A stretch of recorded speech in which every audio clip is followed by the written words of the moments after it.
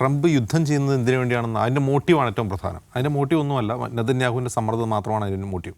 വേറെ ഒരു തരത്തിലുള്ള ഗുണങ്ങളും അമേരിക്കയ്ക്കോ അമേരിക്കൻ ജനതയ്ക്കോ പ്രസിഡന്റ് ട്രംപിന് തന്നെയോ കൊണ്ട് നമുക്ക് കരുതാൻ ഇപ്പം ന്യായമില്ല.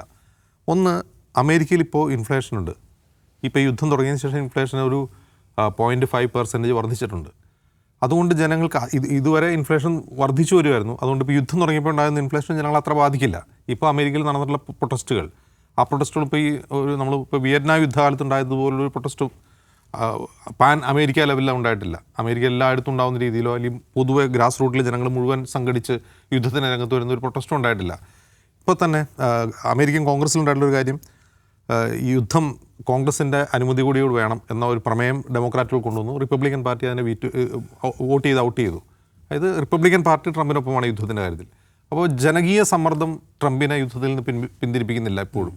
അതായത് ഇസ്രായേലിൻ്റെ ഗസ യുദ്ധത്തിൽ ഇസ്രായേലിനുള്ള അമേരിക്കൻ പിന്തുണയ്ക്കെതിരെ അമേരിക്കയിൽ ഉണ്ടായിട്ടുള്ള അത്ര പ്രൊട്ടസ്റ്റ് പോലും ഇപ്പോൾ ഉണ്ടെന്ന് പറയാൻ കഴിയില്ല. പ്രൊട്ടസ്റ്റ് ഉണ്ട്, പക്ഷേ ഈ യുദ്ധം നിർത്തണം, അടിയന്തരമായി നിർത്തണം എന്ന തരത്തിലുള്ള ഒരു വലിയ ആൻറ്റി വാർ മൂവ്മെൻ്റ് ഒന്നും അമേരിക്കയിൽ ഉണ്ടായിട്ടില്ല ഇപ്പോഴും.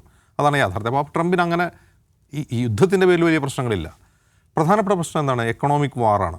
അതായത് ഹോർമോസ് കടലിൽ അടച്ചുകൂടി ഉണ്ടായിട്ടുള്ള സപ്ലൈ ചെയിൻ ബ്ലോക്ക്, പിന്നെ എനർജി ക്രൈസിസ്, ഇതൊരു റിയൽ ക്രൈസിസാണ്. അമേരിക്കയിലും അതിൻ്റെ പ്രതിഫലനങ്ങളുണ്ട്. അവിടുത്തെ ഫ്യൂൽ പ്രൈസും കൂടുന്നുണ്ട്. അതാണ് ഇൻഫ്ലേഷൻ കാരണമാകുന്നത്. അങ്ങനെയുള്ള അതുപോലെ യൂറോപ്പ് വളരെ ബ്ലീഡ് ചെയ്യുന്നുണ്ട് ഈ കാര്യത്തിൽ. യൂറോപ്പാണ് ഏറ്റവും കൂടുതൽ ബ്ലീഡ് ചെയ്യുന്നത്. ഇവിടെ ശ്രദ്ധിക്കേണ്ട ഒരു കാര്യം, അമേരിക്കയ്ക്ക് നേരിടുന്ന തിരിച്ചടി ഒന്ന് സാമ്പത്തിക രംഗത്താണ്, മറ്റൊന്ന് നയതന്ത്ര രംഗത്താണ്. ഇതുവരെ ഇത് രണ്ടാം ലോക മഹായുദ്ധത്തിന് ശേഷം അമേരിക്കയുടെ കൂടെ എല്ലാ തോന്നിവാസത്തിനും കൂടെ വന്നിട്ടുള്ള നാറ്റോ അംഗരാജ്യങ്ങൾ ഞങ്ങൾ ഈ പരിപാടിക്കില്ല എന്നുകൊണ്ട് കൈയിട്ട് നിൽക്കുകയാണ്. നിങ്ങൾ പോയി ചെയ്തോ, ഞങ്ങളില്ല. ഇത് അമേരിക്കയെ സംബന്ധിച്ചൊരു നാണക്കേട് എന്ന് മാത്രമല്ല, അവരെ ഡിസ്ക്രെഡിറ്റ് ചെയ്യുന്ന നിലപാടാണ് യൂറോപ്പിൻ്റേത്. ആ നിലപാടിൻ്റെ ഒരു ബഹിർസ്ഫുരണമാണ് നമ്മൾ പോപ്പിൻ്റെ വായിലൂടെ കേട്ടത്. കഴിഞ്ഞ ആഴ്ചകളിൽ കേട്ടുകൊണ്ടിരിക്കുന്നതാണ്.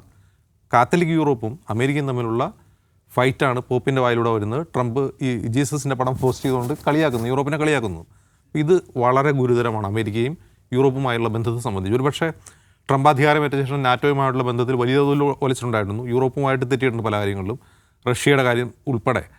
ഇത് അമേരിക്കൻ ചരിത്രത്തിൽ തന്നെ യൂറോപ്പുമായിട്ടുള്ള ബന്ധം ഏറ്റവും കൂടുതൽ വലയുന്ന ഒരു ചരിത്ര സന്ദർഭം കൂടിയാണ്.